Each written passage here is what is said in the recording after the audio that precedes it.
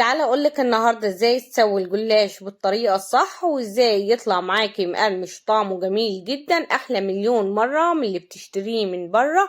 فلايك وشير لو عجبكم الفيديو، وصلوا على رسول الله عليه افضل الصلاه والسلام. وتعالوا نسمي بسم الله ونبدأ في الوصفة بتاعتنا. طبعا عشان نعمل الوصفة بتاعتنا والجلاش يطلع معايا مقرمش، لازم اول حاجة الشربات يكون عندي بارد. فعندي هنا كوباية ونص من السكر، هنبدأ ننزل عليهم بكوباية من المية. ببدأ أدوبهم وبعد كده ببدأ أرفعهم على النار. ده مقدار لفة جلاش، يعني كوباية ونص سكر على كوباية المية، ده مقدار لفة واحدة من الجلاش. ببدأ أدوبهم وبعد كده ببدأ أرفعهم على النار. من أول ما بيبدأوا يغلوا معايا بالظبط 3 دقايق وبطفي النار. بس بعد الغليان على طول بنزل كيس من الفانيليا، لو مش حابه فانيليا نزلي عصره ليمون. وبعد كده بعد 3 دقايق بالظبط بطفي عليهم النار واسيبهم معايا لحد لما يبردوا. عندي هنا لفه من الجلاش، وعشان الحشوه انا عندي هنا فول سوداني مجروش، وعندي جوز الهند، وحاطه عليهم معلقه كبيره هرمي مليانه من السكر الحبيبات. عندي هنا عشان ندهن الجلاش معانا ويورق، عندي كوباية واحدة من الزيت عليها معلقة كبيرة من السمنة، يعني الكوباية فيها معلقة سمنة ومكملاها بالزيت. ببدأ أدهن الورقة بالطريقة دي دهنة خفيفة جدا. وبعد كده ببدأ أحط الحشوة زي ما انتوا شايفين. حطينا الحشوة طولي، أهم حاجة تاخديها بطول، يعني لما تيجي تلف الرول يبقى بالطول ما تلفوش بالعرض. ليه؟ عشان يديك عدد طبقات اكتر فيطلع معاكي صابع الجلاش مظبوط، ما هوش رقيق او ولا سميك قوي. ببدأ بعد ما حطيت الحشوة بالطريقة دي ببدأ الفها رول.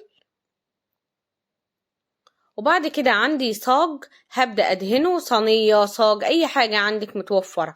ببدأ احط من خليط الزيت والسمنة وابدأ ادهنه كويس قوي عشان ده اللي هيحمر لي الجلاش من تحت. وبعد كده بناخد رول الجلاش وبنبدأ نحطه بالطريقة دي، وبنرجع نكرر نفس الخطوات. بنبدأ ندهن ورقة الجلاش، انا بلف ورقة واحدة يعني مش ورقتين. ببدأ ادهنها بالطريقة دي دهنة خفيفة جدا. وبعد كده ببدأ احط الحشوة بتاعتنا بالطول زي ما انتوا شايفين. سمر انا مش حابة احشيها، ما تحشيهاش خالص، اديها رشة بس من السكر، رشة خفيفة جدا، وابدأي لف الجلاش عادي وهيطلع معاكي جميل جدا. ببدأ ألفها بالطريقة دي وبعد كده هبدأ برضه أحطها في الصاج زي ما قلتلك، بدل الحشوة حطي رشة من السكر وابدأي لفيه بيطلع طعمه جميل جدا. بعد ما عملنا لفينا الجلاش كله بنفس الطريقة، هنيجي هنا بباقي الخليط نبدأ ندهن الوش من فوق، وش الجلاش طبعا عشان ياخد اللون الذهبي الحلو. وطبعا بين كل رول والتاني ببدأ أدهنه كويس قوي عشان كله يتحمر. تسوية الجلاش أهم حاجة الفرن يكون عندك سخن على أعلى درجة حرارة. بتدخليه على الرف الأوسط، النار شغالة من تحت على أعلى درجة حرارة، وبتهدي النار من فوق لحد لما الجلاش بياخد اللون من فوق ومن تحت. طريقته سهلة جدا وما بياخدش وقت خالص. قبل ما بندخل الجلاش بتاعنا الفرن لازم طبعا تقطعيه بالطريقة دي صوابع. بس الوصفة جميلة جدا، اتمنى تجربوها، حلو سهل وسريع وما بياخدش وقت خالص في العمايل. طبعا دلوقتي هنبدأ ندخله الفرن ونبدأ طبعا نسويه، وهوريكم مراحل التسوية بتاعته. لما تجربوا الوصفة هتعتمدوها من كتر جمالها.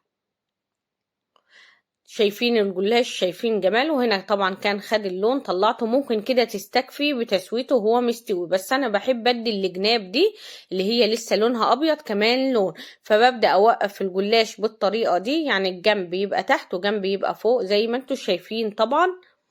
وبرجع ادخله تاني الفرن على الرف الاوسط. بصوا بياخد اقل من دقيقة بالظبط وبيطلع واخد اللون على طول. يعني شايفين طريقته سهلة جدا في التسوية. واحنا كنا عملنا وصفة الجلاش بالكستر جميلة جدا، تسوية مظبوطة، شربتها مظبوط، شكلها لوحده يشهي النفس على الأكل. بعد ما وقفناهم كلهم بالطريقة دي ادخلهم تاني الفرن بالظبط اقل من دقيقة، كانوا واخدين اللون الجميل اللي انتوا شايفينه ده. والشربات طبعا على بال ما لفيت الجلاش وسويته كان برد تماما. هنبدأ ننزل بالجلاش وهو سخن على الشربات، وبنبدأ نقلبه كويس قوي في الشربات. وعلى طول طبعا بعد ما بقلبه ببدأ اشيله بمعلقة، وبنبدأ جنبينا ببقى حاطة مصفى وتحتيها طبق. بنبدأ نشيل الجلاش ونحطه على المصفى عشان يصفي العسل اللي فيه او الشربات اللي فيه. بس والله العظيم الوصفة سهلة جدا وجميلة جدا، يعني ده اسرع حلو ممكن تحضريه. هاتي لفة جلاش وحبة زيت على سمنة واعملي الوصفة، حتى لو مش حابة تحشيها زي ما قلتلك حطي فيها رشة من السكر. طبعا بكمل الكمية كلها بنفس الطريقة. شايفين هنا الجمال، اقسم بالله مقرمش قرمشة غير طبيعية. قعد عندي يوم واتنين وهو مقرمش ولا طري ولا اي حاجة. من دم الشربات عندك بارد والجلاش لسه طالع من الفرن بيفضل محتفظ بقرمشته. اما لو حطيتيه في شربات سخن هتلاقي الجلاش معاكي طري على طول. شايفين بقى الجمال وشايفين الحلاوة، شايفين وصفتنا للنهاردة عاملة ازاي، سهلة وسريعة، مقرمش، تسويته مظبوطة. لما تجربوا الوصفة هتعتمدوها من كتر جمالها. فمستنية بجد آرائكم في التعليقات، ومستنية تجربوا الوصفة وتصوروها وتبعتوها لي عشان أشوف التطبيقات بتاعتكم.